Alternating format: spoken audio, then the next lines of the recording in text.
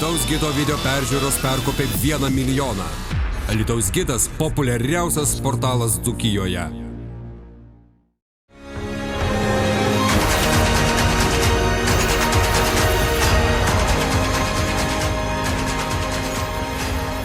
Trečią kartą Dzūkijos sostinėje rengiamas Alytaus pusmaratonis. Šiais metais jis nustebino įspūdingu maršrutu.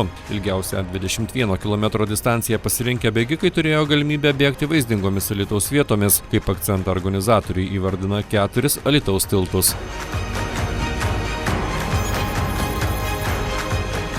Pusmaratonį pradėjo ilgiausioje distancijoje besivaržantys bėgikai.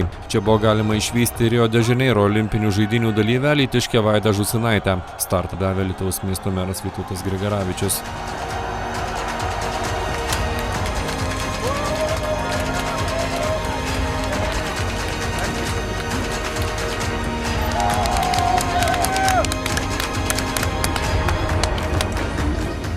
Gan rimtoje distancijoje panoro dalyvauti ir Alytaus miesto savivaldybės mero pavaduotojas Tautvydas Tamulevičius. Pusmaratonis suskirstytas į 21, 10, 3 bei 600 metrų bėgimus. 3 km distancijoje save išbandyti panoro bene daugiausiai dalyvių.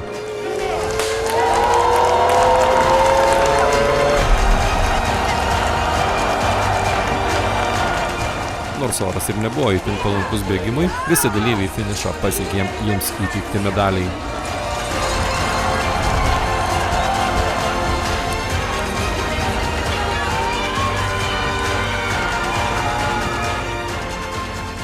Dešimties kilometrų distancijoje buvo galima išvysti ir įžymybių. Aktorius Rolandas Kazlas, nors ir nenorėjo viešumo, tačiau vis tiek buvo atpažintas renginyje buvusių žiniasklaidos atstovų. Tarp 10 km distancijos bėgikų ir olimpinių žaidynių dalyvė alytiškė Brigita Virbalytė Demšienė. Organizatoriai neslėpė, kad renginys pavyko, o norinčių dalyvauti buvo kur kas daugiau nei leido galimybės.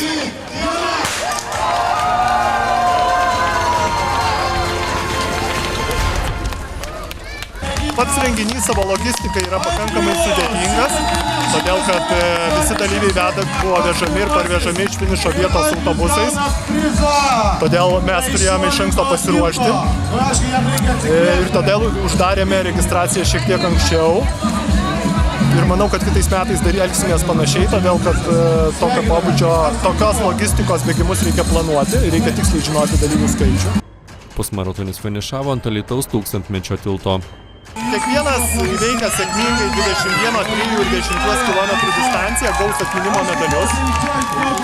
Absoliutus nugalėtojai pusės maratono bėgimo gaus piniginius prizus pinigais. 3 ir 10 km nugalėtojai gaus šuolį nuo Baltosios Rožės tilto dovanų ir taip, aš manau, jie atsimins mūsų miestą turbūt ilgam. Nors pusmaratonis tik baigėsi, tačiau organizatorių jau atliekami paruošiamieji darbai kitų metų bėgimo šventei. Kitą savaitę mes atidarom registraciją ir aš manau, kad užsiregistruoti vienam pirmųjų ir gauti vienam pirmųjų numerio skaičių, tai bus prestižas dalyvaujant kito pusmaratonio Alytaus tiltai bėgime. Šiais metais Alytaus pusmaratonyje dalyvavo per 700 bėgikų. Alytaus gidas – populiariausias portalas Dzūkijoje.